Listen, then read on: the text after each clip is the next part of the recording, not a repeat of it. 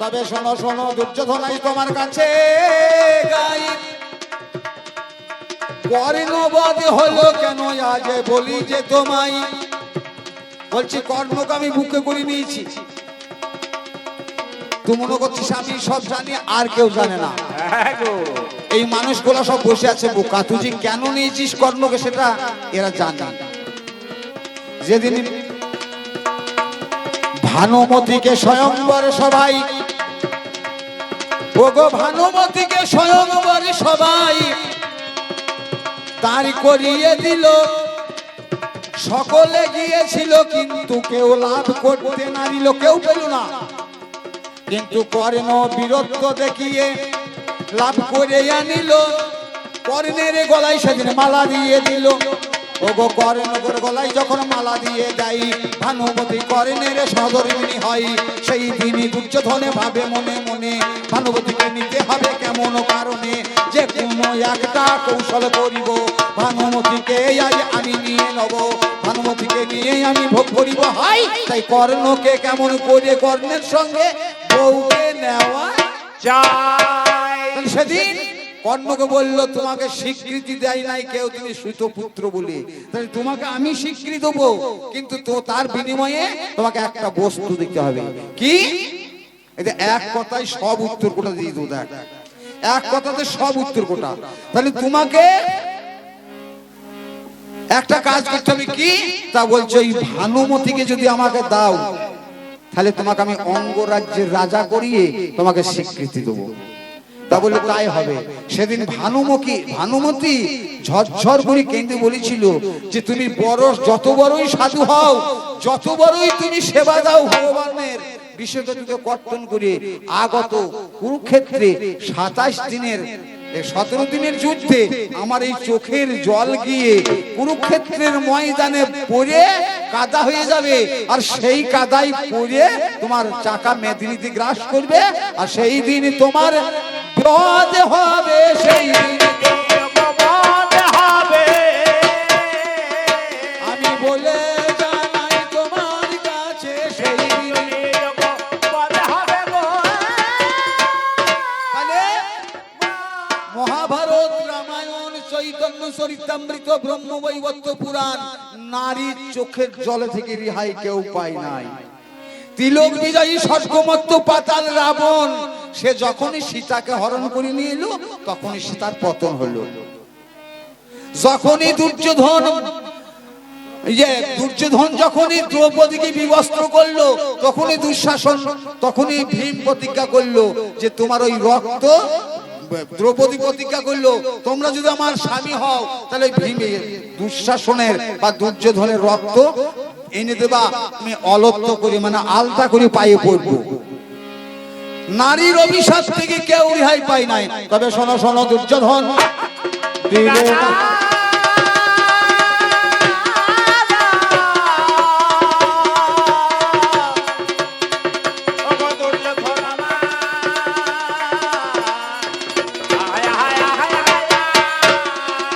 আরে বলতে বলতে বলে গেল, ওগো কর্ণবধের কথা, কর্ণকে বধ করেছে বলেছে 12টা। ওগো কর্ণ কেমন সাধু ছিল গো, আমি একটু বলে যাই, সেটা একমাত্র জানে আমার গোবিন্দ গোসাই। ওগো যেদিন কর্ণ দ্রুপদ রাজা আর দ্রোণাচার্য, ওগো এক বন্ধু ছিল। দ্রোণাচার্য পড়াতে কিন্তু খুবই ভালো ছিল। এবার দ্রোণাচার্য একদিন কি কর্ম করিল, দ্রুপদ রাজাতে সকলে বলে দিল। সেই দিনে দ্রুপদ রাজা প্রতিজ্ঞা করিল, দ্রুপদ রাজা প্রতিজ্ঞা করলো কি, যে তুমি যদি, আমি যদি কোনোদিন রাজা হয়, তাহলে তোমার অভাব রাখবো না। তাই দ্রোণাচার্য যখন ভিক্ষা করে খেতে লাগলো, তখন অন্য অভাব একবার গিয়েছিল। তা দ্রুপদ রাজা না দেখেই 4টি অন্ন দিয়েছিল সেই দ্রোণাচার্যকে না দেখে দ্রুপদ রাজা রাজ সিংহাসনে দাসীকে দিয়ে দিয়েছিল। তা সেইটা হয়ে গেল রাগ দ্রোণাচার্যের ক্রোধ বেড়ে গেল যে আমার বন্ধু, স্কুলে কত কি তোমাকে আমি বলে দিতাম, কিন্তু তার বিনিময়ে তুমি আমাকে যেটা খেতে দিলে, একবার কাছে ডাকলে না, তা তোমাকে উপযুক্ত শিক্ষা দেবো, এগিয়ে কি করলো বলে আমি গরিব শিষ্য একটাও করবো না। এই দুর্যোধনদের ঘরে গুরুগিরি করতে লাগলো। দুর্যোধন যখন বললো যে বলো গুরুদেব তুমি কি গুরু দক্ষিণা চাও, তা দ্রোণাচার্য বলেছিল যে দ্রুপদ রাজার অর্ধেক রাজিত্র আর দ্রুপদ রাজাকে নিয়ে এসে আমার পায়ের গোড়ায় ফেলতে হবে। সাধু মানুষ কেউ বলবে এই রকম ধরনের কথা? কোন সাধু ব্যক্তি বলবে না, সাধু ব্যক্তি বলবে না। তা সেই দিন দ্রুপদ রাজাকে নিয়ে এসে ফেলেছিল। সেই দিন দ্রুপদ রাজা যজ্ঞ করলো, পুত্রিষ্টি যজ্ঞ। সেদিন দ্রুপদ রাজার যজ্ঞে একটা ছেলের জন্ম হয়েছিল যার নাম ধৃষ্টদ্যুম্ন। ধৃষ্টদ্যুম্ন আর একটা মেয়ে যার নাম যাজ্ঞসেনী, আজ দ্রৌপদী। দ্রৌপদী। তাই সেখানে অর্জুন মারে নাই, দ্রোণাচার্যকে মেরেছিল ধৃষ্টদ্যুম্ন। যখন দ্রোণাচার্য দাঁড়াইল, দ্রোণাচার্য দাঁড়াইল সমর মাঝারে,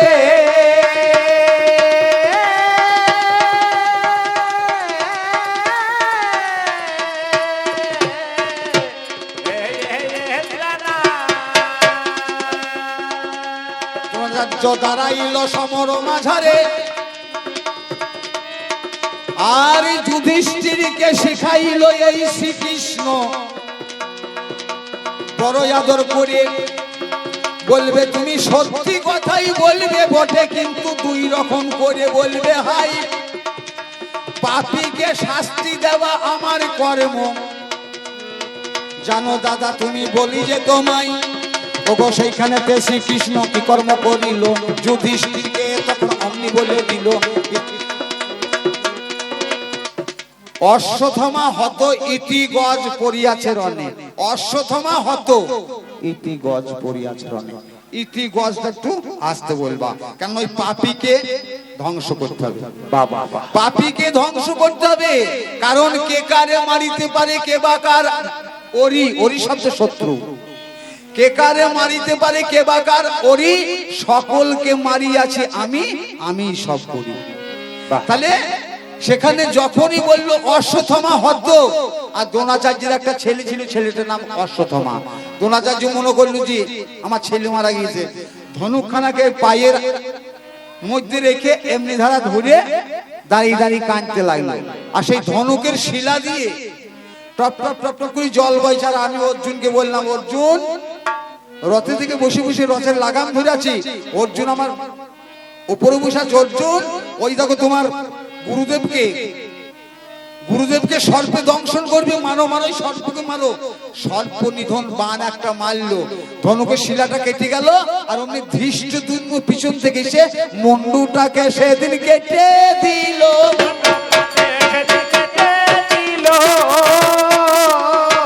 ওগো পাপের সাজা পেয়ে গেল, মুন্ডুটাকে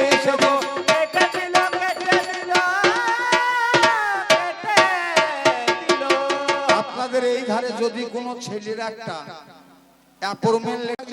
কিন্তু 20 দিনের মধ্যে যদি একটা মার্ডার করে, তার চাকরিটা হবে কি? অফিস তো দিয়েছে, অ্যাপয়েন্টমেন্ট লেটার তো দিয়েছে, ভগবান তো দিয়েছে সাধু নাম।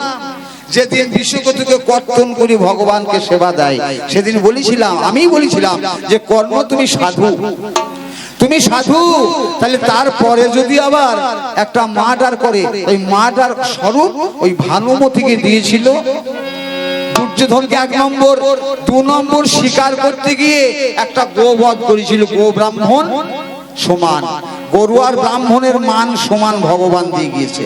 ভগবান শ্রীকৃষ্ণ গরুকার ব্রাহ্মণকে মান সমান দিয়েছে, যার জন্য বলা হয় গো ব্রহ্মাণ্য দেবায়। গো ব্রহ্মাণ্য দেবায়, দুটোই দেবতা। গো ব্রহ্মাণ্য দেবায়, গো ব্রহ্মাণ্য হিতায়। তারা দুইজনই হিত করে মানুষের, গরু হিত করে, ব্রাহ্মণও হিত করে। গো ব্রহ্মাণ্য দেবায়, গো ব্রহ্মাণ্য হিতায়, জগদ্ধিতায় শ্রীকৃষ্ণায় গোবিন্দায়। যার জন্য সেদিন গরুবধ করেছিল। 1 নম্বর, 2 নম্বর গেল। 3 নম্বর হলে পরশুরামের শিষ্য যে কর্ণ। পরশুরামকে বলেছিল আমি ব্রাহ্মণ নন্দন। পরশুরাম যেদিন জানতে পারলো সেদিন কর্ণকে বলল, আজকে গুরুর কাছে মিথ্যা আর বাবার ঘরে চুরি হয় নিত্য, নয়তো হবে কুঁড়ি। যা তোরা আগত কুরুক্ষেত্রে রথচক্র মেদিনীতে গ্রাস হবে এবং সেই দিন তোমার বধ হবে।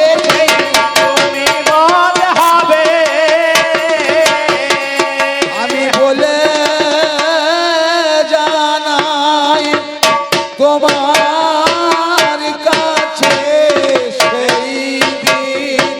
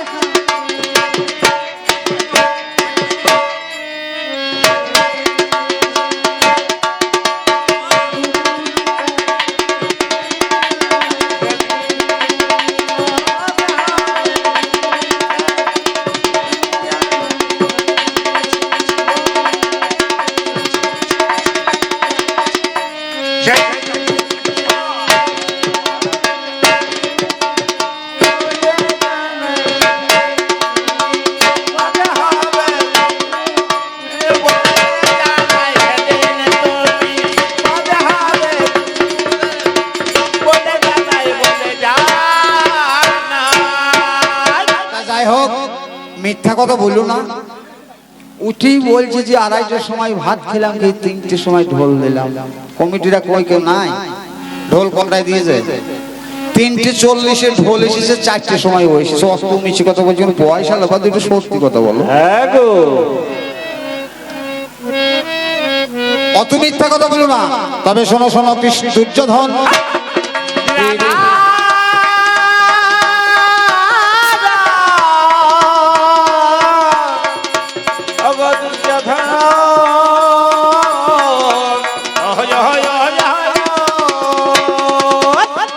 শোনো শোনো দুর্যোধন, আমি তোমায় বলে যাই, আজকে এই কুরুক্ষেত্রে আমার লীলা শুধু তুমি দেখলে, আর তো দেখো নাই। যখন ছিলাম আমি বৃন্দাবনে, যেতাম আমি গোচারণে। শোনো শোনো শোনো আজকে কথাগুলো, গোচারণে গিয়ে কত লীলা করতাম, কত জনকে বধ করেছি, তার নাই সীমা সংখ্যা। তুমি আমার কথা শোনো, আমি কাউকে অপরাধ করে মারি নাই, কাউকে বিনা দোষে মারি নাই। আমি তোমার কাছে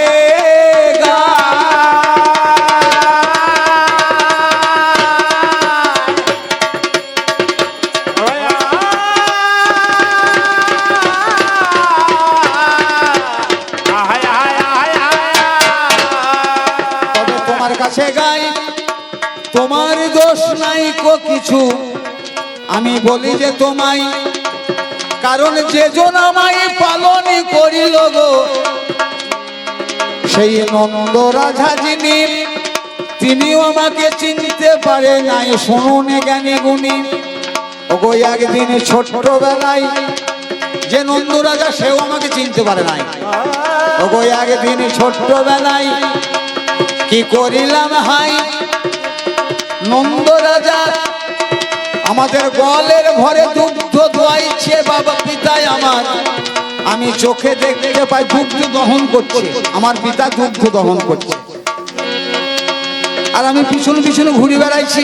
আমি আমার দাদা বলরাম, আমি আমার দাদা বলরামকে নন্দ পিতা যিনি ডেকে ডেকে বলছে, বলরাম শোনো শোনো গুণমণি।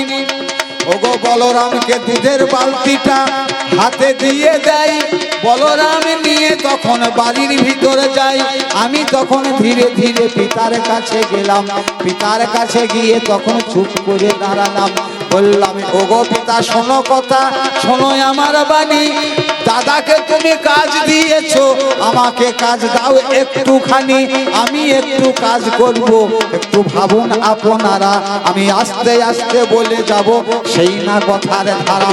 নন্দ পিতা সেইখানেতে বলে আমায় শোন, ওরে আমার কৃষ্ণ ধন, ওরে বাছা ধন, তুই আমার ছোট ছেলে, গুণের গুণমণি, কেমন কাজ করবি তুই বল একটুখানি। তুই এখন ছোট ছেলে, কিবা কাজ করবি হাই, তোর করার মতন আর কাজ কিছুই নাই। সেইখানেতে পিতাকে আমি বলে গেলাম হাই, শোনো পিতা আমার কথা, শোনো মন দিয়া তাই, আমি যেমন ছেলে আমায় কাজ দেবে তুমি। সেইখানেতে পিতাই আমার কি করলো শোনেন জ্ঞানী গুণী।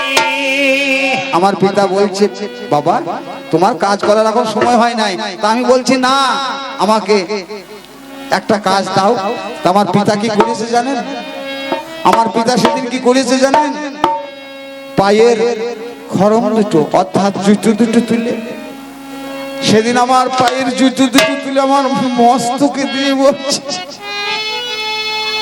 আমার মস্তকে দিয়ে বলছি গোপাল কৃষ্ণ এই দুটো বাড়িতে রেখে শোয়া। আহা আমার কি আনন্দ সেদিন, আমার কি আনন্দ। আমার পিতা যে ভক্ত, আমার পিতা ভক্ত না, যে আমাকে পালন করতে পেরেছে সে তো ভক্ত। তাই সেদিন আমি চিন্তা করলাম যে আমার পাদুকা জগৎ জুড়ে পুজো করে, আমার পূজা করে জগৎ জুড়ে, আমার চরণ পূজে জগৎ। আজ আমি ভক্তের পাদুকা, ভক্তের খরম আমি মস্তকে পেয়েছি। আমি বলাই দাদাকে ডেকে ডেকে বলছি, বলাই দাদা দেখে যাও আমি যেমন শিশু, আমি তেমনি যেমন ছোট, আমি তেমনি ছোট কাজ পেয়েছি দাদা, ছোট কাজ আমি পেয়েছি দাদা। আমার পিতার মন আজ বড় সাদা, ছোট কাজ আমি পেয়েছি দাদা। আমি কত কত কত আঘাত সহ্য করে আজ আমি দ্বারকায় এসেছি। আজ দ্বারকার লীলা, আর আগে আমি কুরুক্ষেত্রের লীলা সাঙ্গ করে, তারপর আবার দ্বারকা লীলা সাঙ্গ করে আমি ত্রেতা যুগ শেষ করব। তবে শোনো শোনো দুর্যোধন, বীরে দাদা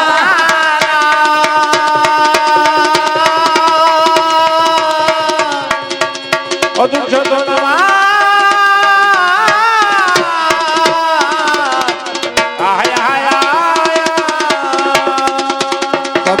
শোনো দুর্যোধন তোমার কাছে গাই, তুমি যা বলেছো বেশ বলেছো, মিথ্যা বলো নাই। কি বলছে? বলছে ওরা কি আমাদের, আমার কাকা ছেলে বটে নাকি? আমার কাকা ছেলে ওরা বটে নাকি? কেউ ধর্ম অংশে জন্ম, কেউ পবন অংশে জন্ম, কেউ ইন্দ্র অংশে জন্ম, কেউ অশ্বিনী দয়সিত অশ্বিনী অংশে জন্ম। বাহ! আর তুই তোর বাবা ঠিক আছে তো? তোর বাবা ঠিক আছে তো? তোর বাবা ঠিক আছে থাকলে তোকে তোর যদি ধৃতরাষ্ট্রের অংশে জন্ম হইলো তাহলে পরে তোকে অজানন্দন বলে কেন? ছাগলের পাটা, বাবা ছাগলের পাটা, তাহলে তোকে অজানন্দন বলে কেন? বল দেখিনি, মহাভারত বলছে ছাগলের সঙ্গে বিয়ে হয়েছে, ছাগলের পাটার সঙ্গে বিয়ে হয়েছে।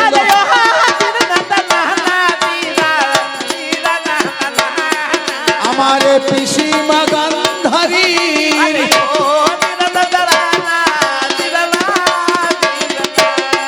ও গো সুবল রাজার মেয়ে এটা, আমি বলবো প্রকাশ করি।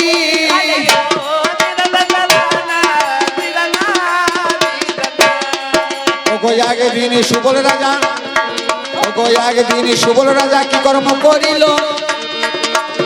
গান্ধারীকে ছোট্ট রেখে বাণিজ্য করতে গেল। বাণিজ্য করলো 12 বৎসর, জানেন আপনারা। আমি আস্তে আস্তে বলে যাব সেই না কথার ধারা। ওগো 12 বৎসর পরে যখন সুবল রাজা ঘরে ফিরে এলো,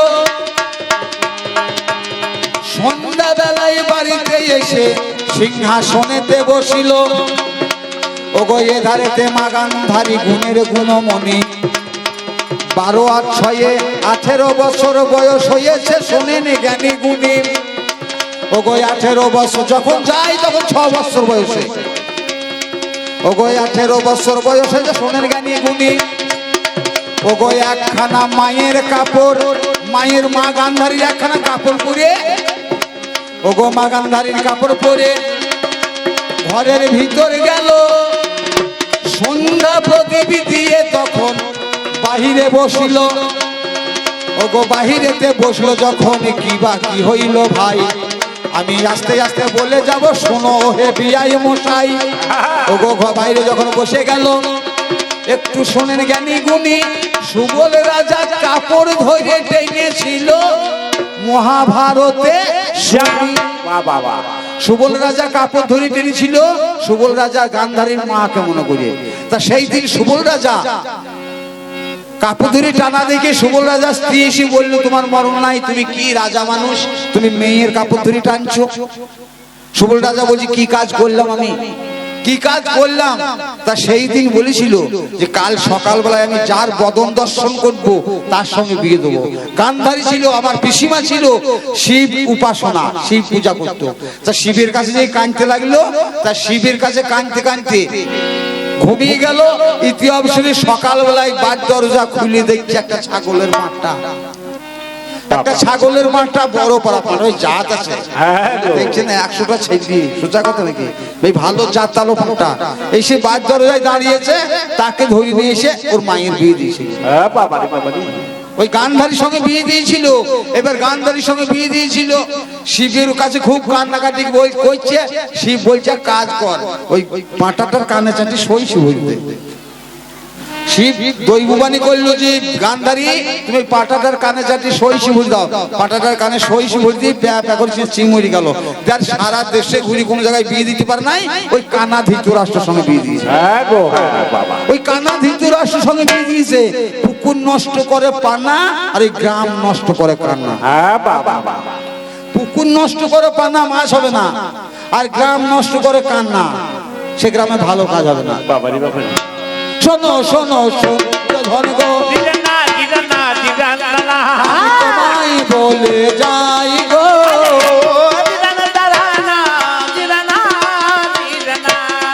সেদিন হয়েছিল গান্ধারী মা গো অমনি গর্ভবতী গো।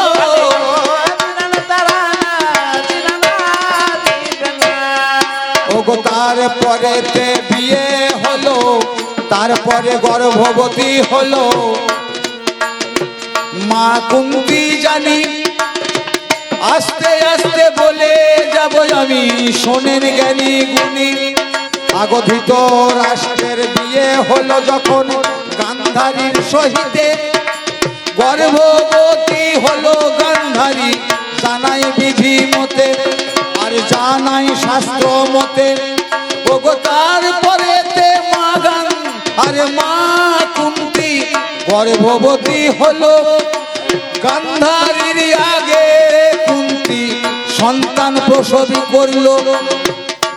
গান্ধারীর আগে মা কুন্তি সন্তান প্রসব করলো যুধিষ্ঠিরকে। আর মা গান্ধারীর 12 মাস 14 মাস হয়ে গেল, 18 মাস হয়ে গেল, 18 মাস হয়ে গেল, সন্তান হচ্ছে না।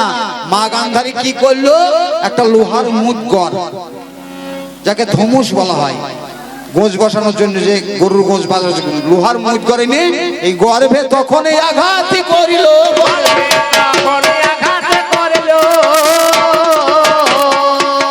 কুন্তির উপরে হিংসা করে গর্ভে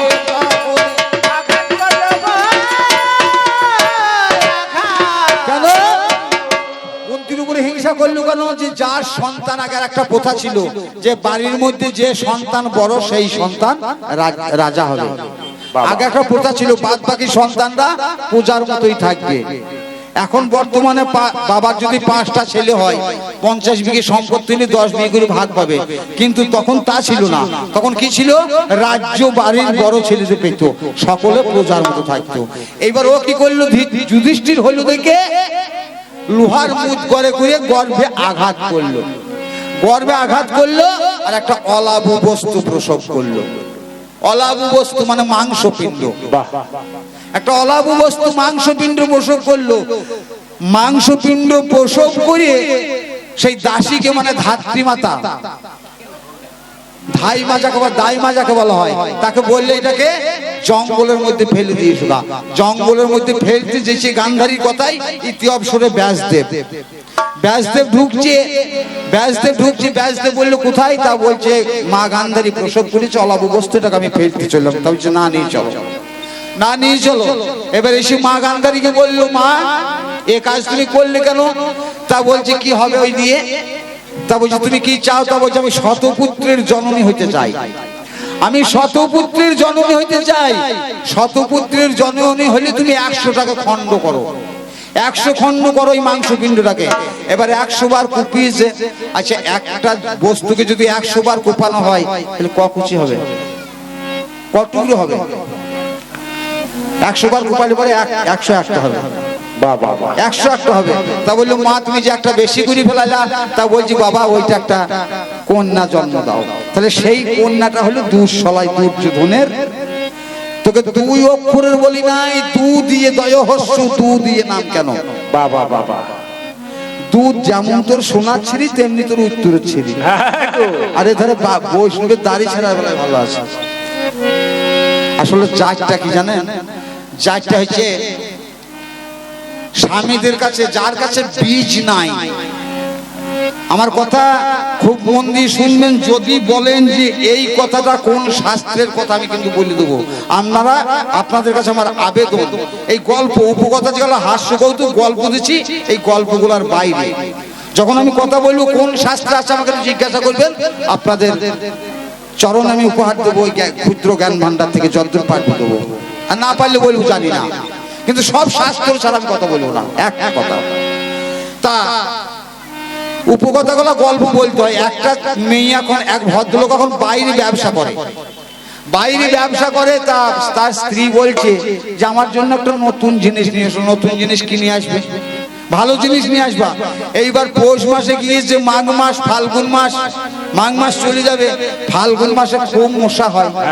তা বলছে আমি একটা মশারি নিয়ে যাবো। এবার মশারি নিয়ে এসে বাড়িতে মশারি নাই, মশারি কোনো কালে দেখেও নাই। তা মশারিটা নিয়ে এসেছে। তা বলছে হাগো তোমার জন্য যে আমি যে তোমাকে বললাম নতুন জিনিস আনতে, তা নতুন জিনিস আনলে না? তা বলছে এনেছি। তা বলছে দাও। তা বলছে শোবার সময় দেবো, শোবার সময় দেখাবো।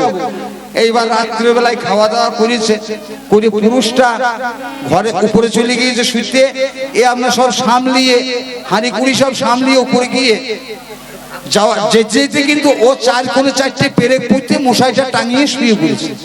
তা বলছে হাগো এই যে ঘরের মধ্যে ঘর, তা হয়েছে এইটাই তো নতুন জিনিস, ঘরের মধ্যে ঘর। এইখানে তো শুয়ে আছে তোর বর। তা বলছি কেমন করে ঢুকবো? তা বলছি কাপড় তুলে ঢুকতে হয়। তখন তো সুতির মশারি ছিল, কাপড় তুলে ঢুকতে হয়। তা বলছি কম না ঢুকলে কাপড় তোল। তা কাপড় তুলছে, কাপড় তুলছে। বলছি কই গো পেছনে? তা বলছি আরো তোল, আরো তোল করতে করতে সে কাপড় পাছার কাপড় মাথায় তুলেছে। তা দুর্যোধন তোমার কোথাকার কাপড় কোথা উঠেছে দেখেছো? বাবা তোমার কোথাকার কাপড় কোথা উঠেছে তুমি দেখেছো? জাতিতে শোনো শোনো দুর্যোধন,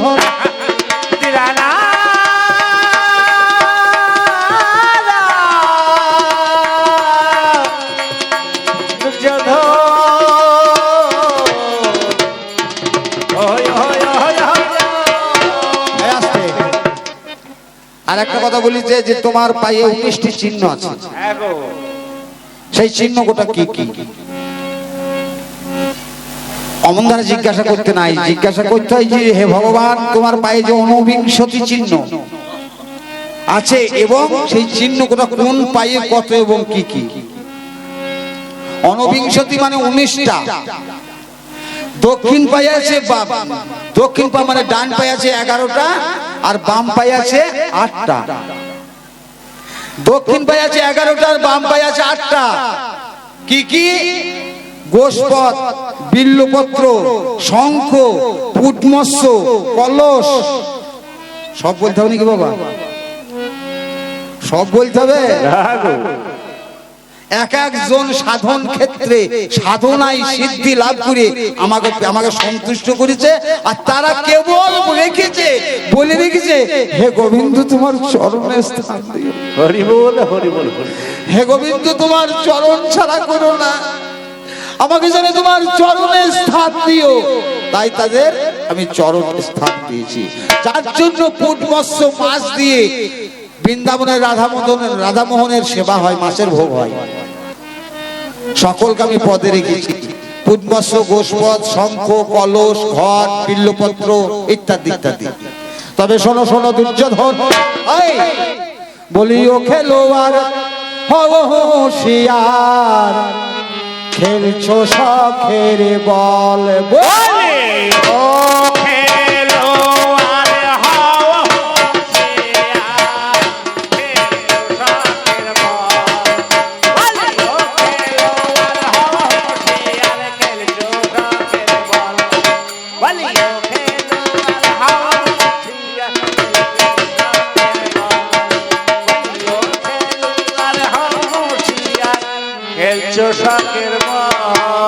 ওরে দুর্বলে কি সেই বলে খেলে, ওরে তোর মতন দুর্বলে কি সেই বলে খেলে, ওরে বলে খেলে যার আছে বল, ওরে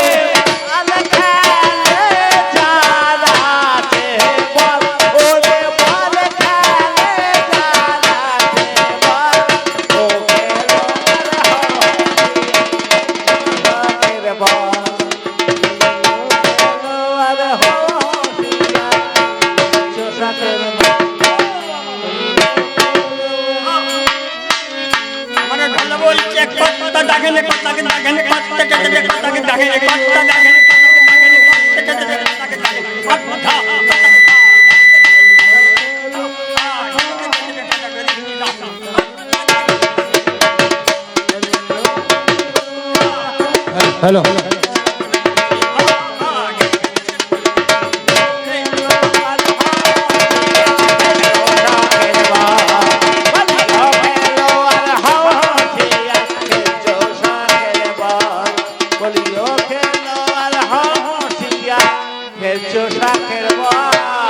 এই কুরুক্ষেত্রের যুদ্ধ আর ওই বল খেলার মাঠে একটু মিলিয়ে নেবেন ভক্তরা।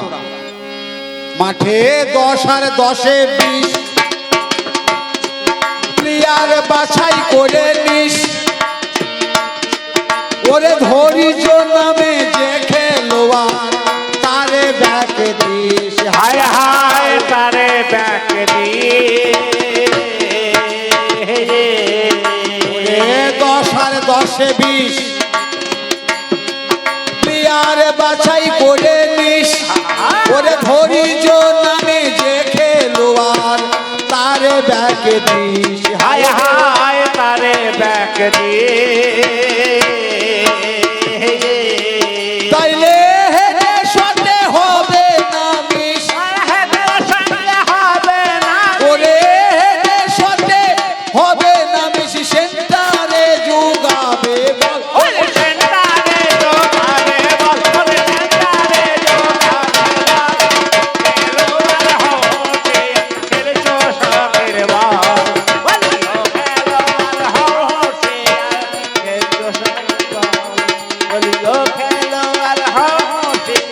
তাহলে সেই মাঠে নামতে গেলে, সেই মাঠে খেলা করতে গেলে বলে কায়দা জানতে হবে।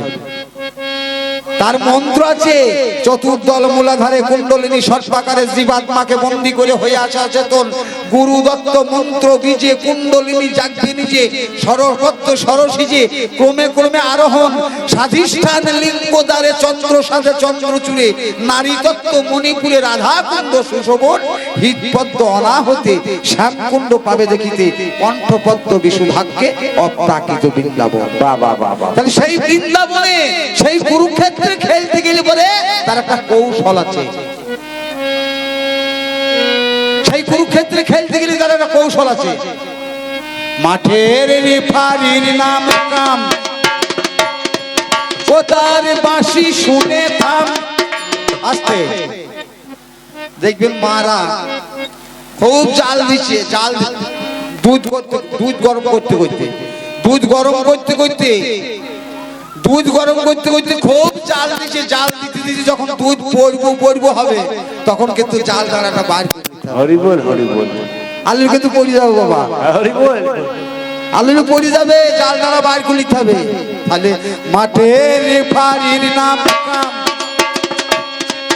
ও তার বাঁশি শুনে থাম, ঝাপা ঢেউ খেলিয়ে খেললে খেলা পাবি রে আরাম। হায় হায় পাবি রে আরাম। 4, 6, 10, 12, 16, 2 তার উপরে যদি সাধন করতে পারো ভব পারে ভয় রবে না। মন আমার ভাবছো বসে, ভাবনা কিসের তুমি ভাবো তার ভাবনা। মাঠের রেফারির নাম কাম, ও তার বাঁশি শুনে থাম, ওরে ঢেউ খেলিয়ে খেললে খেলা পাবি রে আরাম। হায় হায় পাবি রে আরাম।